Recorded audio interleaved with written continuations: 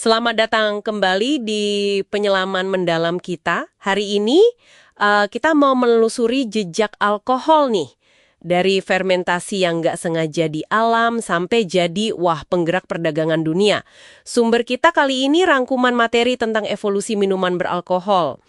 Misi kita ya mengungkap gimana sih minuman sederhana ini bisa jadi penting banget dalam sejarah manusia. Kita mulai dari yang unik ya. Ada cerita simpanse mabuk gara-gara makan plum yang kelewat mateng.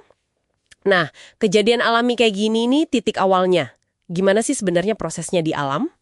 Ya, itu sebenarnya sains dasar aja. Ada ragi, itu organisme kecil banget, ada di mana-mana. Dia makan gula di buah yang kematangan atau biji-bijian. Hasilnya ya etanol, alkohol yang kita kenal itu. Proses alami ini namanya fermentasi. Nah, ini jadi dasarnya minuman kayak bir dan anggur. Udah ribuan tahun loh. Dan kayaknya manusia cepet banget ya nemuin dan manfaatin ini. Bukti paling tua itu di Tiongkok. Sekitar 7.000 sebelum Masehi. Wah itu kan jauh banget ya dari yang mungkin kita bayangkan. Ada sisa-sisa di tembikar kuno, isinya minuman dari beras, millet, anggur liar, madu. Semua difermentasi. Bayangin deh Anda betapa tuanya praktek ini dan cepet juga ya menyebarnya.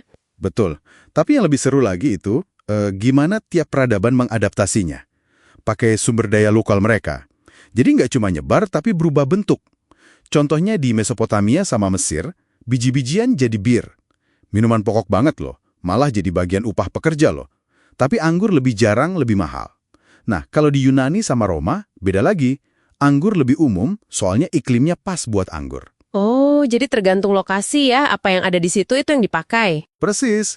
Terus di Amerika, ada cica dari jagung di selatan, atau pulque dari getah kaktus di Meksiko.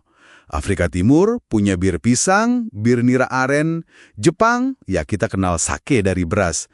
Ini menunjukkan keragaman yang luar biasa. Cerdik banget memanfaatkan apa yang ada di sekitar. Tapi barengan sama pembuatannya, pandangan orang ke alkohol ini langsung macem-macem ya, kayak dua sisi gitu. Iya, dari zaman kuno udah kelihatan. Ada yang lihat positifnya. Dokter Yunani kuno bilang anggur itu sehat, asal nggak banyak-banyak. Penyair merasa dibantu kreativitasnya. Tapi di sisi lain, selalu ada kekhawatiran soal berlebihan. Filsuf kayak Plato ingetin soal moderasi. Jadi ada pro kontranya dari dulu. Betul, tradisi Yahudi dan Kristen awal juga pakai anggur buat ritual. Tapi jelas, mabuk-mabukan dilarang.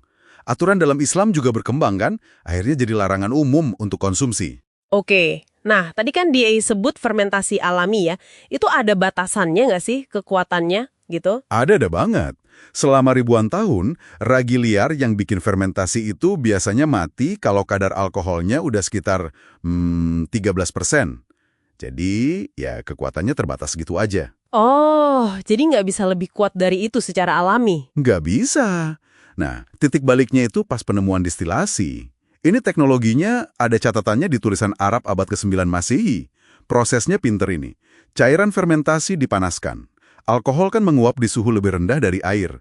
Uapnya ditangkap, terus didinginkan lagi, jadi cairan. Hasilnya, alkohol yang konsentrasinya jauh lebih tinggi, jauh lebih kuat. Wah, lompatan besar ini. Berarti minumannya jadi lebih kuat dan lebih awet juga dong ya? Tepat sekali. Minuman hasil distilasi ini, kita sebut spirit, awalnya memang banyak dipakai buat obat. Tapi karena dia lebih stabil, nggak gampang rusak kayak bir atau anggur, nah ini dia, cepat banget jadi komoditas dagang global yang penting. Penting banget malah. Contohnya apa tuh yang paling kelihatan? Rum misalnya, dari gula Karibia, itu jadi minuman wajib pelaut, terus jadi barang dagangan vital ke Amerika Utara. Di Eropa ada brandy, ada gin. Itu jadi alat tukar. Kadang ditukar sama budak, tanah, barang lain di Afrika. Bahkan di beberapa tempat berfungsi kayak mata uang gitu. Gila ya? Jadi alkohol ini nyambung langsung ke era kolonialisme, perdagangan global besar-besaran? Banget. Kalau kita lihat gambaran besarnya nih, spirit ini malah punya peran penting memfasilitasi era eksplorasi. Pelayaran kan lama berbulan-bulan. Jaga air minum biar tetap layak, itu tantangan besar. Nah, nambahin sedikit brandy ke tong air, itu ternyata bisa bunuh mikroba berbahaya. jadi airnya lebih awet. Wow, jadi secara nggak langsung alkohol bantu kapal-kapal itu keliling dunia ya? Bisa dibilang begitu. Secara harfiah, membantu mendorong eksplorasi global. Mekanisme dagang yang dipicu alkohol ini, Anda bisa lihat jejaknya sampai sekarang di ekonomi global. Luar biasa sih perjalanannya. Dari buah busuk yang bikin hewan pusing, terus lewat kecerdikan manusia difermentasi, didistilasi.